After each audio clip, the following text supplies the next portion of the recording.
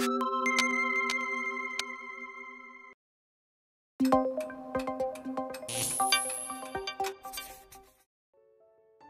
I did my schooling I was in West Bengal, and then I was in Sikkim till my 12th, and I did my MBBS in Madhya Pradesh in a place called Rewa.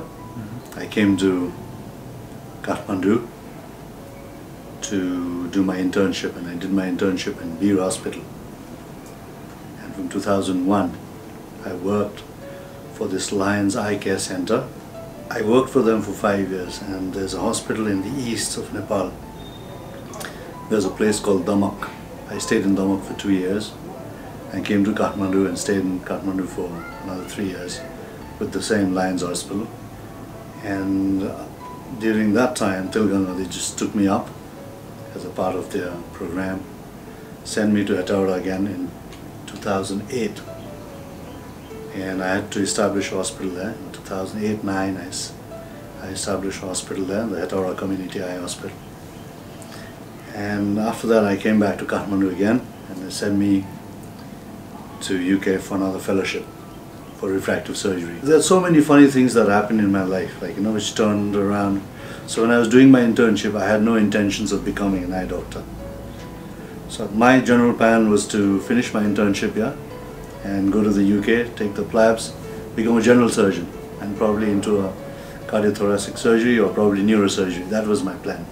My uncle one day, he's an eye doctor, Dr. Pradhan. He's one of the oldest eye doctors in Nepal. He studied in the UK too. So he told me to go for an eye camp. I had no idea what an eye camp was or a camp was. And Dr. Sharat Chandra Rai, he has a very beautiful hospital in the east, in Kagarvita. It's called the Mechi Nethralaya. So Dr. Rai was the leader of that team, and he took me to Jajarkot. That was in 1996. And then I saw what Jajarkot was like, what Nepal was like, and then the amount of suffering and all the poverty. It really touched my heart. It was like, this is what I want to do. I want to become an eye doctor. I'm needed here in Nepal more than I'm needed anywhere else.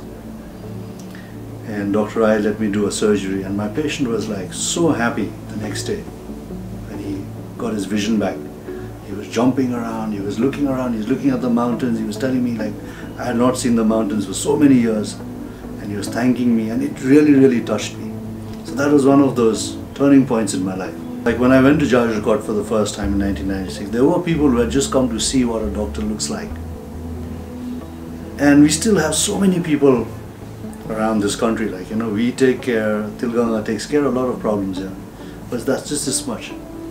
The whole big picture, I don't know how we're going to solve it. But the moment you do cataract surgery and then you give them back the vision, that's a new beginning again altogether. Some people haven't seen their grandchildren, some people haven't seen their wives for ages, and they haven't seen their husbands for years. It's an amazing story, they keep talking to each other, oh, you've grown older, oh, my grandchild looks like this. I try and keep myself very low, and this is my job, and I love it. If my destiny is to do this, it will happen. I stayed back in Nepal to do a lot of eye camps and charity, and then suddenly I am doing, which is one of the most expensive things in eye practice, refractive surgery. It is expensive, and then earning a lot of money. But then to just calm myself down, I said, where is this money going? It's going back to the villages again. Okay? So there are people, the youngsters are doing what I'm doing now. They're going to the camps, they're doing work. But then, to do any work, you need money. Without money, you cannot do anything. It's so important. So I think I'm okay doing this refractive work. So I'm collecting some money for the hospital. The hospital just cycles it down to all the places where it is needed. And there's another group of people I'm really focused on, is people in the mountains. Okay, so you look at anybody in Dolpak or anybody in Jumla or somebody where people who don't have access to easy glasses, somebody breaks his glass, he's blinded now. And he's going to be taken 3 days or 4 days just to get his glasses. And these are the people I want to just do it for free. Catch them and just get rid of them and get rid of the glasses. they're fixed for life. Okay? Like training somebody is also good. Like in Tilganga, we've also trained the traditional healers. Actually, I'm trained for this, you know. That's helped us a lot. They go and they send you patients. How do we get messages into the real grass, the 70% of that, the village core? I think FM is that's the best thing, because everybody listens to radio. And schools also, like schools another thing, training school teachers and children. Refractive surgery is a cosmetic surgery, okay? But think of it, there's a person, we are targeting two groups of it. The people who cannot afford glasses. But if you think of it, glasses only 1,000 rupees. Who cannot afford glasses?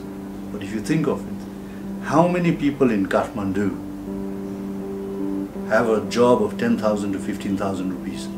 Lots of people have a job between 10 and 15,000. Okay?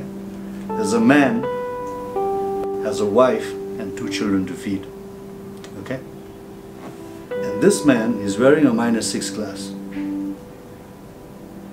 He's a painter, suppose. He's painting the wall, suddenly his glass falls off and he breaks. A -6 glass is quite expensive, it costs you almost 2,000 rupees to 3,000 rupees. Without his glasses, he cannot do anything. And he has to buy his glasses to feed his family. So when he buys his glasses, his budget is short. So what does he do? The first thing he wants to do is he wants to cut down on the food. Okay? Especially meat.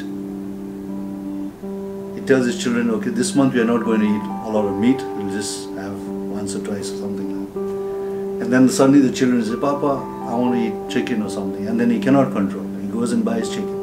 And then what? And he's short of money. And he said, okay, the children's school fees, I'm going to pay it next month. Okay? And he doesn't pay his fees.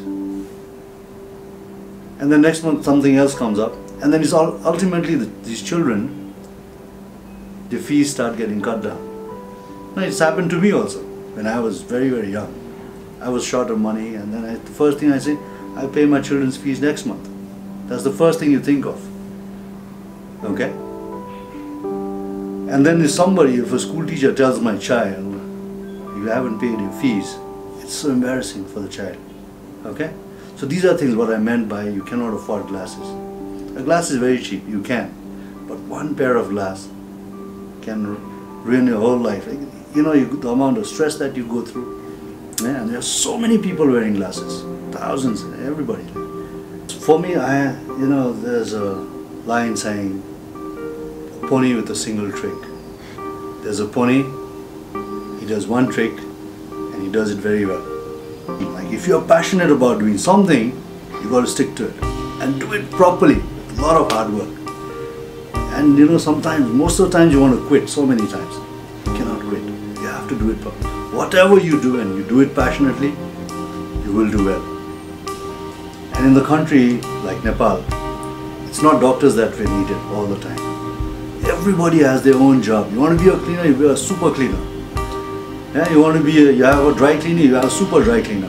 You know, you can have a passion for anything. You can do anything in life. You can say, I want to make this refill. I want to make it and sell it all over the country and sell it worldwide. Oh, I want to do this. I want to do this. I want to make a brick. I want to do something that makes me happy, and you have to do it properly. And I also tell parents, like, you know, not to disrespect children's feelings and their thoughts of doing things, because they might do it so well in future. They might do it so well that they'll change the whole nation's thinking.